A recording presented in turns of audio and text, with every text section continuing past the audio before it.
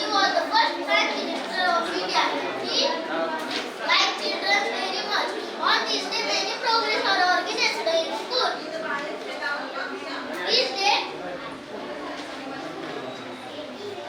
day, enjoyment of children. Children's body.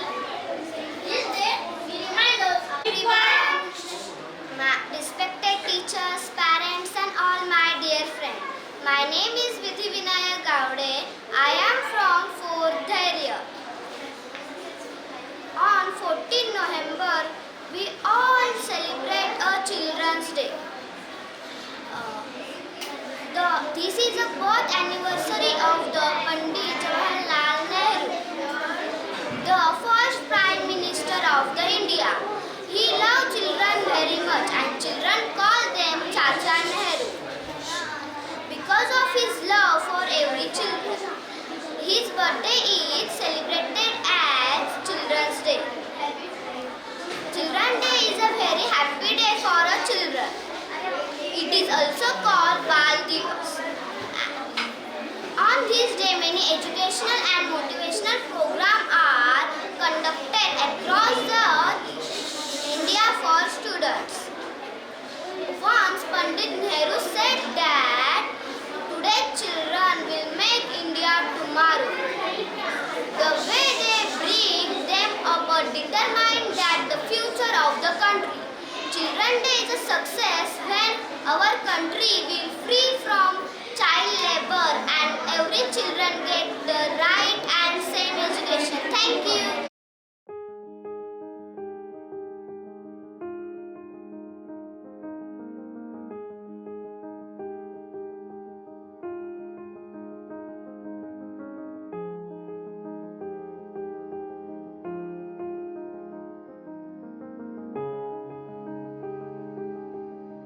माझे नाव रेखा आणि मी आता 3री ब मध्ये शिकत आहे.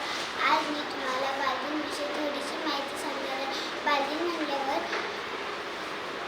आपल्याला पंडित जवाहरलाल नेहरूंची आठवण होते. पंडित जवाहरलाल नेहरू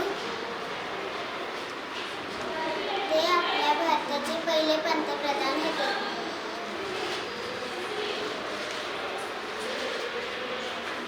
त्यांना लहान मुले व गुलाबाची फुले खूप आवडत असतात.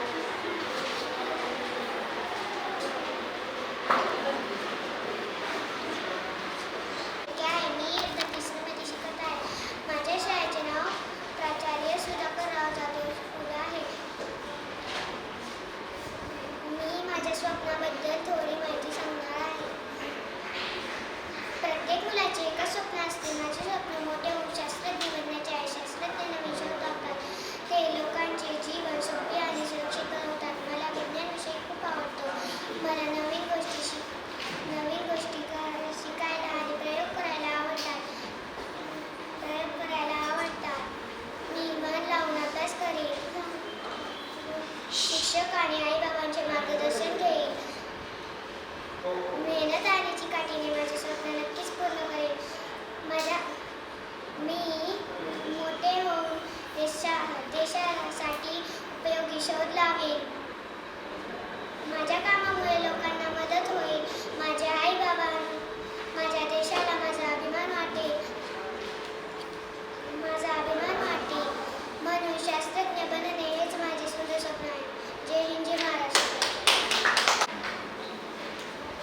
सन्माननीय विद्यापीठावर सर्व उपस्थित मान्यवर,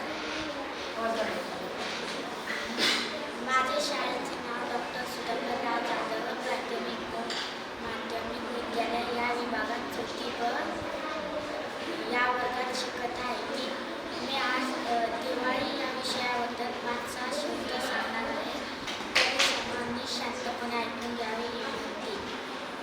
दिवाळी भारतातील सर्वात आनंदाचा आणि उत्साहाचा सण आहे आणि अंधारावर प्रकाशाचा, वाईटावर चांगुलपणाचा विजय दर्शवतो. दिवाळीच्या वेळेस आपण फटाके फोडतो, घराला लाईटिंग लावतो, स्वच्छ करतो,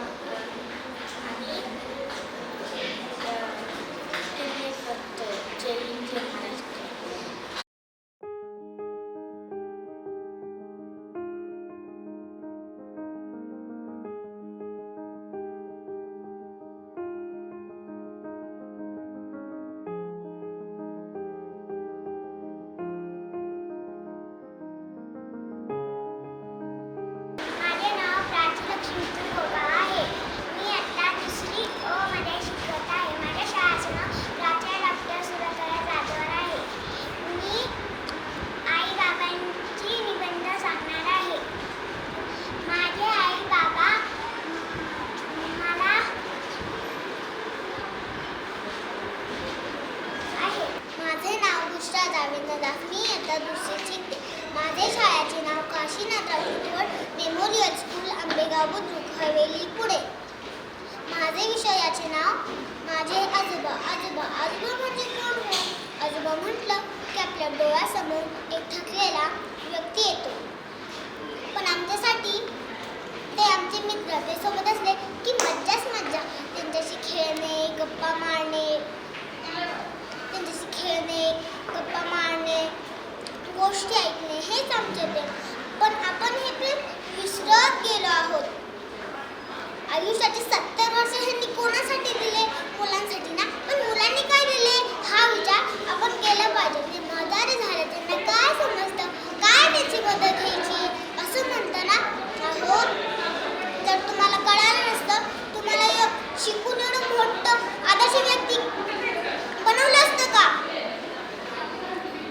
तसे तर सगळ्यांचे 2 आजोबा असतात, एक आईचे बाबा, एक बाबांचे बाबा. पण माझे बाबांचे बाबा नाही, पण आईचे आहेत.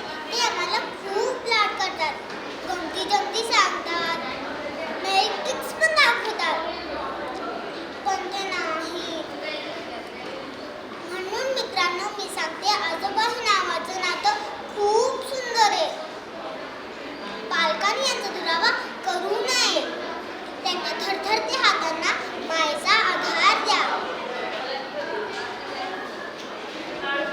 नाहीतर तुम्हालाही एखाद्या आश्रमाचा पत्ता पाठ करून ठेवावा लागेल. कारण संत तुकाराम महाराज म्हणतात, जैसे त्याचे कर्म तैसे फळ देतो रे ईश्वर. मी छोटी आहे, बोलताना काही चूक झाली असेल तर माफी असावी. धन्यवाद. माझा नमस्कार. माझे नाव समर्थ चेतन पिंपळे आहे. मी आता बर्थडेच्या विषयावर बोलणार आहे. माझा बर्थडे असतो तेव्हा मी सकाळी लवकर उठत असतो, आंघोळ करून देवाला नमस्कार करून शाळेत जातो. परत शाळेत मित्रांना टीचरला चॉकलेट देत असतो. परत ते मला शुभेच्छा देतात. त्यानंतर रात्री आम्ही घरी आल्यावर मी मित्रांना बोलत असतो. मित्र येईपर्यंत आई बाबा घराची सजावट करतात. त्यानंतर आई बाबा मला केक आणतात, नवीन कपडे आणतात. मी नवीन कपडे घातले की मित्र येतात. त्यानंतर मित्र आले की मी केक कापतो. परत मित्र माझ्या गाला केक लावतात, केक खातात. परत मित्र मला घरी जाताना गिफ्ट देऊन जातात. ते घरी गेले की ते घरी जातात. परत घरी गेले की आई आम्हाला छान छान खावडते. जय हिंद, जय महाराष्ट्र.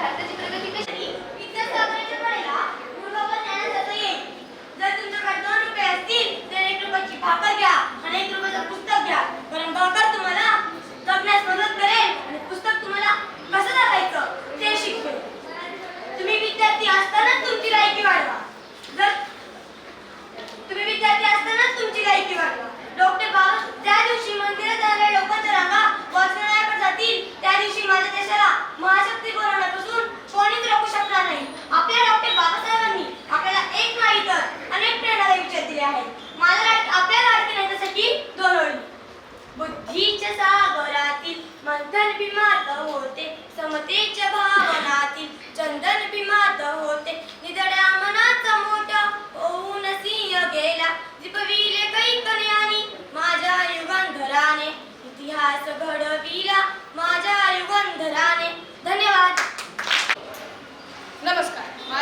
मेघराज समीर जागडे आहे. मी इयत्ता 6वी अ मध्ये शिकत आहे. माझ्या शाळेचे नाव प्राचार्य डॉक्टर सुधाकरराव जाधव प्राथमिक आणि माध्यमिक विद्यालय आहे. माझ्या सर्व मित्रमैत्रिणींना गुड मॉर्निंग आणि इथे जमलेल्या सर्व बालवर्ग आणि माझ्या गुरुजनांना माझा नमस्कार. माझा आजचा विषय आहे सोशल मीडियाचे फायदे आणि तोटे. आजच्या डिजिटल युगात सोशल मीडिया हे जीवनाचा अविभाज्य भाग बनले आहे. इंस्टाग्राम, यूट्यूब, व्हॉट्सॲप यांसारख्या ॲप्समुळे जग जवळ आहे. परंतु सोशल मीडियाचे जेवढे फायदे आहेत ना तेवढेच तोटेही आहेत. आज मी तुम्हाला सोशल मीडियाचे सर्वात आधी फायदे सांगणार आहे. सोशल मीडियाच्या माध्यमातून जलद संवाद साधण्याबरोबरच जगातील दुर्मिळ माहिती उपलब्ध होऊ लागली. आपण सोशल मीडियावरून जगातली दैनंदिन माहिती मिळवू शकतो. स्वतःला शिक्षित बनवण्यासाठी आणि नवनवीन गोष्टी शिकण्यासाठी सोशल मीडियाचा वापर केला जातो. सोशल मीडियामुळे तुम्ही लाखो लोकांपर्यंत पोहोचू शकता. तुम्ही तुमचे नेटवर्क वाढवू शकता. तुम्ही तुमचे ग्राहक वाढवू शकता.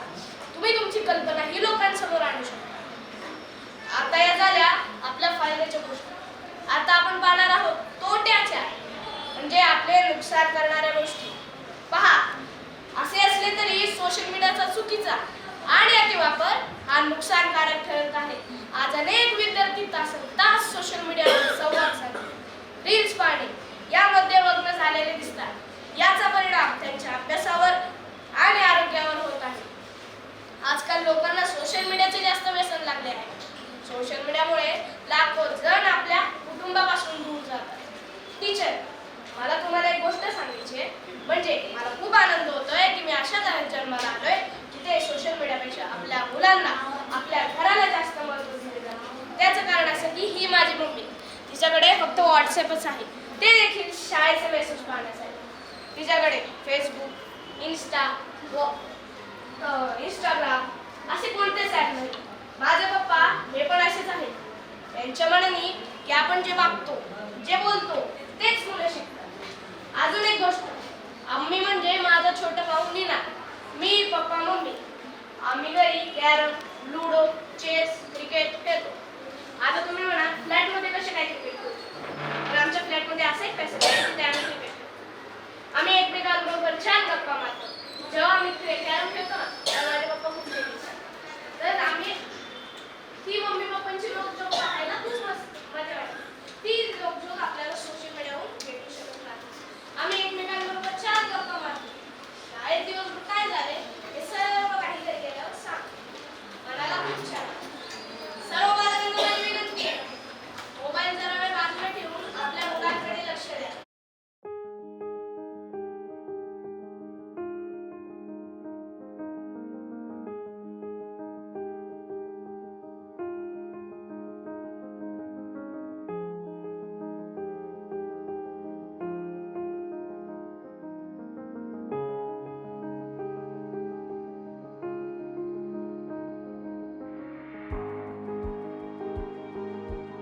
The midnight hour when the word speaks, India will awake to life and freedom. The words rang in the central hall of the parliament. The year was 1947. The date was 14th of August, just a day before India gained independence. Applause and cries of joy and claps filled the room as the clock struck 12. India was now officially independent. This was when Nehruji delivered his famous speech, Tryst with Destiny. This speech went on to win a place in the heart of every Indian citizen. Why? It was the first speech of an independent India. The Central Hall was full of visionaries, of great men and women. The same great men and women who had fought endlessly for the freedom of their motherland. This year, we celebrate 79 years of independence. As we rapidly stride towards our centenary of independence, we have set a goal, a shared goal for every Indian citizen. We famously know this goal as Vikasit Bharat 2047. India has the largest young population. Today, we are actively transitioning from stage 3 to stage 4 of the demographic transition theory. We are the largest producers of milk, spices and engineers. It would not be incorrect to say that India is undergoing its new axial age in this era. The future belongs to science and technology, and neither of us are noble to us. The first plastic surgery was implemented by Sushruta. Ajanta and Verud are a testament of India's architectural wisdom. Aryabhatta defined zero, the same zero that forms the plinth of modern day academic doctrines.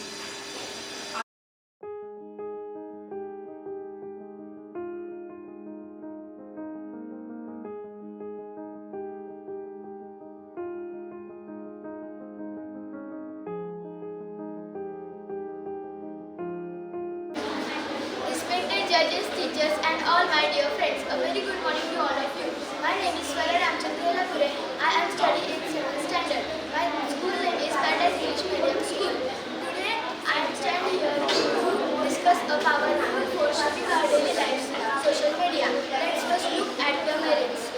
Global connectivity and community. Social media has shrunk our vast world into a global village. It allows us to stay in touch with our childhood friends, support family living far away, and find communities of people who share our exact interests, no matter how nice they might be. Democratization of information and learning.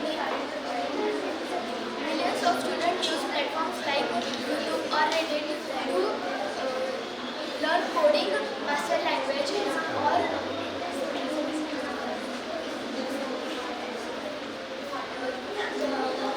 complex science concepts. Economics and career opportunities. Social media has impacted entire industry. Manoj Bhoi and studying in 8th standard. I am from L.H. Jadavai English School. Respected honorable judges, teachers, and all my dear friends. A very good morning to all of us. I often express my thoughts on girls' education. Girls' education. In girls' educations, we often in earlier times, the girls did not take their opportunities to their educations. A great scholar, a Savitri Bai Phule was a great Indian woman. She started a girls' first school at Pune, Pune. Because of girls, thousands of girls make a rights of education. Savitri Bai Phule inspiring message.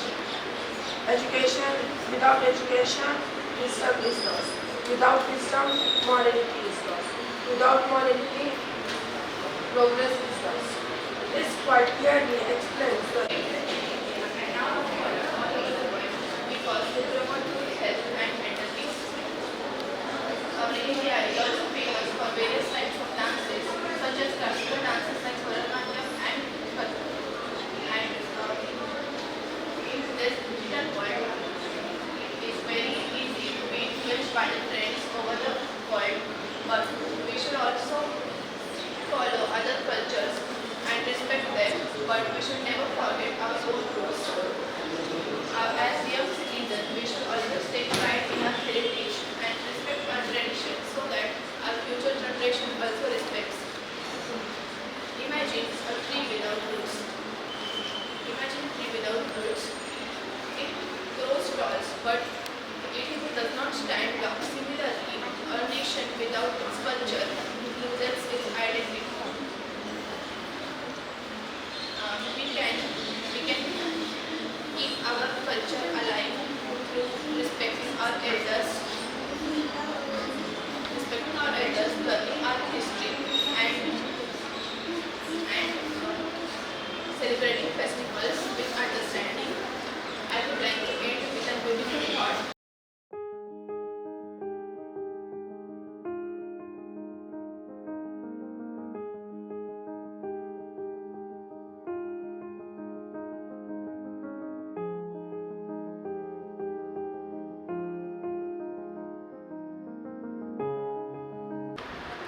नमस्ते, माझे नाव तेजस्विनी गजानन राऊत. मी इयत्ता 8वी ब मध्ये शिकते. माझ्या शाळेचे नाव श्री संत ज्ञानेश्वर माध्यमिक विद्यालय आहे. जाधवर इन्स्टिट्यूटनी ही स्पर्धा आयोजित केली आहे. ही स्पर्धा मला फार आवडली. या स्पर्धेमुळे आम्हा साध्या मुलांना सगळ्यांसमोर बोलण्याची आमची इच्छा व्यक्त करता आली. मी जाधवर ग्रुप ऑफ इन्स्टिट्यूट यांचा खूप आभार मानते. मी आजपर्यंत फक्त शाळेतच असे बोललेले, पण जाधवर ग्रुप ऑफ इन्स्टिट्यूट यांनी मला सगळ्यांसमोर बोलण्याची एक इच्छा माझ्यासमोर सादर केली. त्यामुळे मी यांचे खूप आभार मानते.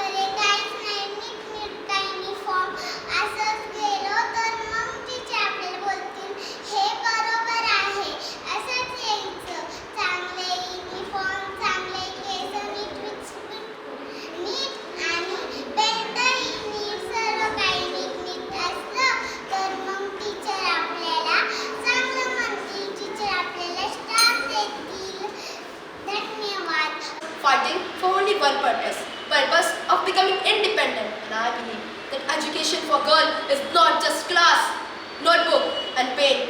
It is the road, or we can say a dream star where every girl becomes independent.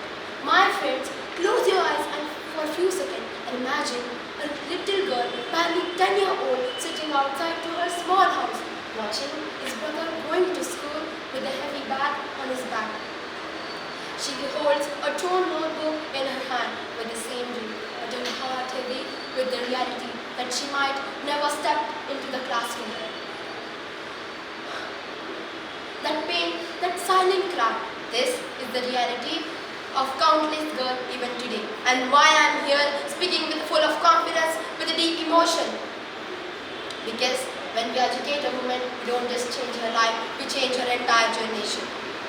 Challenges and harsh reality. In many homes, girls told from childhood, बेटा पढ़ाई तो लड़कों के लिए होती है, लड़कियां घर संभालने के लिए होती है. Poverty forces family to make heartbreaking choices. Food on the table or books for the daughter. Earlier marriage snatches away their childhood. Long distance from school, lacks of toilet, safety fears, and social pressure become the heavy chain around their feet. And feel lumps in my throat when I think the girl who study under a street light after doing his all housework, or the moment when a girl pull out from the school. This movement reached disobedience. This is not just sacrifice. This is the living, breathing being crushed at every single day. Sacrifices touch the soul.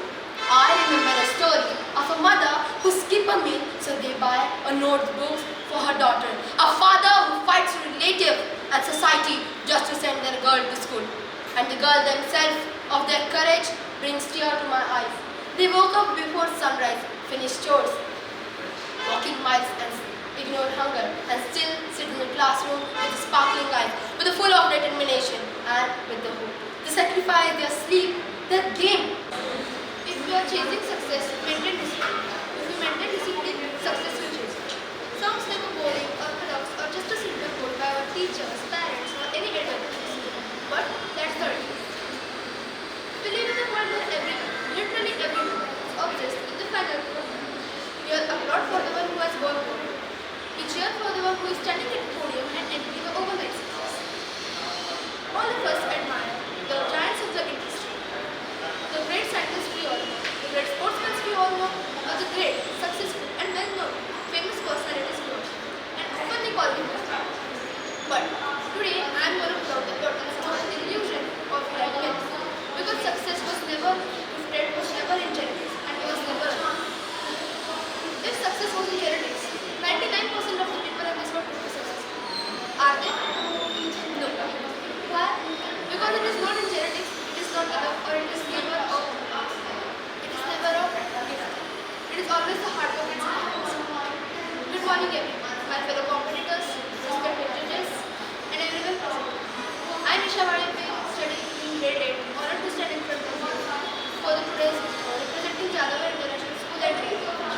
For today's evaluation, my topic is simple and abstract. There is no success without discipline. A simple question, what is discipline? Oftenly, maybe all of us think that discipline means rules, regulations. It's a prison, it's a fun. मिळवलेले यश हे हिऱ्यासारखे असते जे नेहमी चमकत राहते. प्रामाणिकपणा शिकायचा असेल तर तो आपल्या आजूबाजूच्या निसर्गाकडून शिका. तुम्ही कधी झाडाला विचारलंय का की तू फळ देताना जातपात पाहतोस का? नदी कधी स्वतःचे पाणी स्वतः पिते का? सूर्य कधी सुट्टी घेतो का? नाही, कारण निसर्ग आपल्या कर्तव्याशी प्रामाणिक आहे. मग निसर्गाच्या या अपत्य असलेल्या माणसाने स्वतःच्या स्वार्थासाठी आपला प्रामाणिकपणा का सोडावा? आजच्या आमच्या तरुण पिढीचा मोठा दोष काय आहे? आपल्याला कष्ट नको आहे, आपल्याला याच्यात शॉर्टकट हवा आहे. परीक्षेमध्ये अभ्यास करण्यापेक्षा बेंचवर हातावर कॉपी करायची, तंत्रज्ञानाचा जोरून वापर करायचा आणि स्वतःला स्मार्ट समजायचे.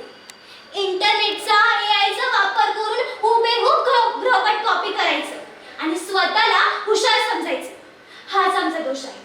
मला सांगा मित्रांनो, 95% गुण मिळवून तुम्ही कागदावरच्या परीक्षेमध्ये यशस्वी होऊ शकाल, पण जेव्हा आयुष्याची खरी परीक्षा सुरू होईल तेव्हा तुम्ही कोणत्या शॉर्टकटचा वापर करणार?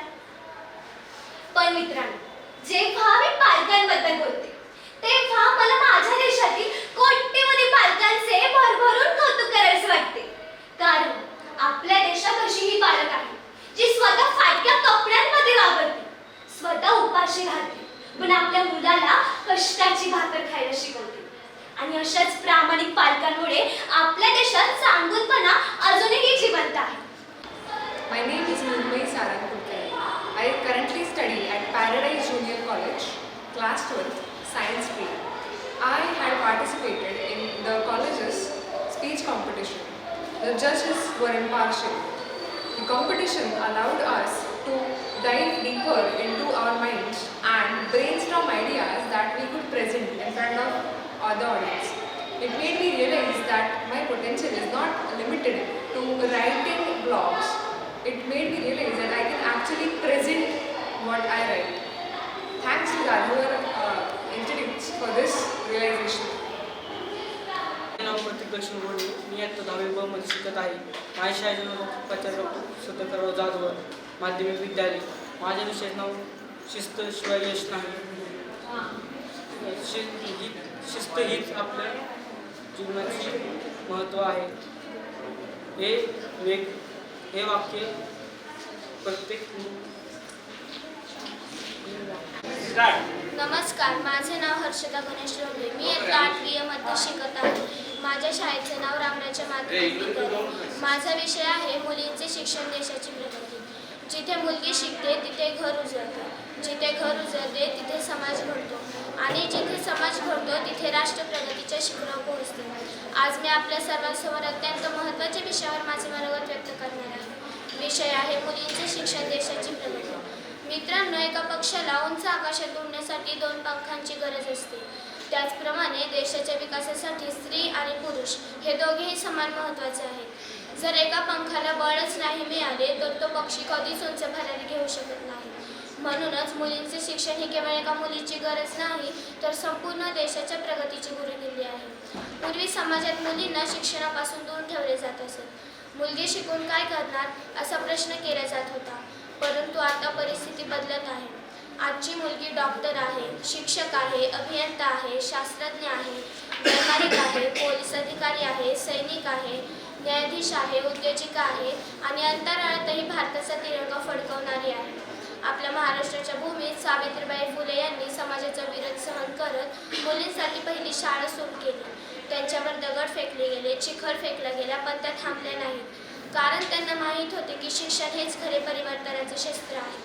डॉक्टर बाबासाहेब आंबेडकर यांनी सांगितले आहे की शिका, संघटित व्हा आणि संघर्ष करा. त्यांच्या एका वाक्यातच समाज बदलाचं संपूर्ण मंत्र दडलेलं आहे.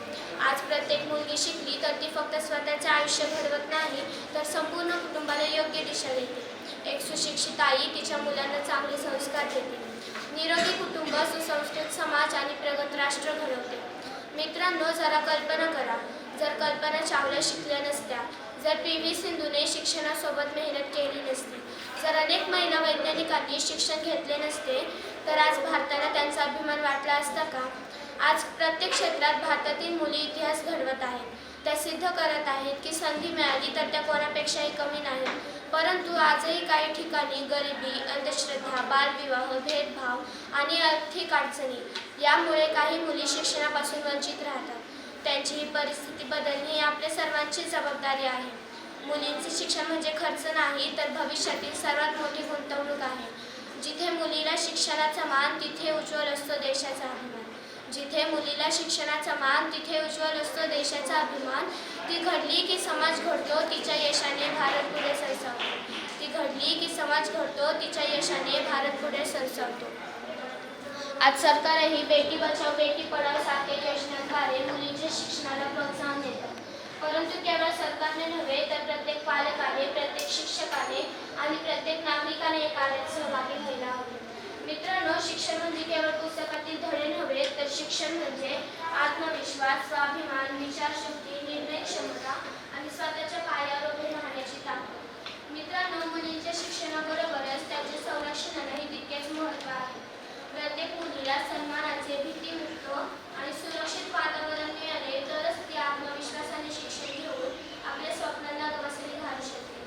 आजच्या काळात मुलींना शिक्षणाबरोबरच स्वसंरक्षणाचे प्रशिक्षण आणि स्वतःच्या हक्काची जाणीव असणेही तितकेच आवश्यक आहे. मुलगी शिकली. माझे नाव रुद्रा गडबडकर. मी इयत्ता 6वीत शिकते. माझ्या शाळेचं नाव श्री संत ज्ञानेश्वर माध्यमिक विद्यालय. मी इथे वक्तृत्व स्पर्धेसाठी आले, जाधवर ग्रुप ऑफ इन्स्टिट्यूटमध्ये. मला इथे खूप छान वाटलं. इथे वक्तृत्व स्पर्धेत सगळ्यांच्या छान छान गोष्टी ऐकायला मिळाल्या. त्यासाठी मला संधी देण्यासाठी धन्यवाद. नमस्कार, मी श्री संत ज्ञानेश्वर माध्यमिक विद्यालयामधून आलेलो आहे, म्हणजेच MIT मधून आलेलो आहे. इथे खूप चांगल्या स्पर्धा होतात. मी मागच्या वेळेस माझी बहीण पण इथे जाधवरची चित्रकला स्पर्धा देण्यासाठी आली होती, गाण्याची स्पर्धा देण्यासाठी आली होती. हे इथे खूप चांगल्या स्पर्धा घेतात आणि आत्ता मी वक्तृत्व स्पर्धेसाठी आलो होतो. प्रत्येक जणांचे वेगवेगळे चांगले वक्तृत्व होते आणि मला सगळ्यांचे आवडले. धन्यवाद. मेरे को स्कूल में स्पीच देने के लिए बुलाया, इससे मैं स्टेज रीडिंग दी और मुझे स्कूल में आने से बहुत अच्छा लगा. Thank you. Good morning everyone. I am Pranjali Shingte from class 8B from Abhinav English School. It was very nice experience to visit the Jadwar Group of Institute for every year for the speeches competitions. There is a very nice arrangement for the speeches. Lot of the students came from the different schools to give their speeches. It is my very nice experience to visit this group for the speeches each and every year. Thank you. नमस्कार, मी ध्रुवा राजेंद्र शिंदे. मी Guru Shikhar academy Khed Shivapur येथून आले होते आणि माझ्या शाळेचं नाव Guru Shikhar academy. या शाळेचा Jadhavar group of इन्स्टिट्यूटने मला बोलण्याची संधी दिली त्याबद्दल त्यांना थँक्यू म्हणते. आणि माझं जो सेल्फ कॉन्फिडन्स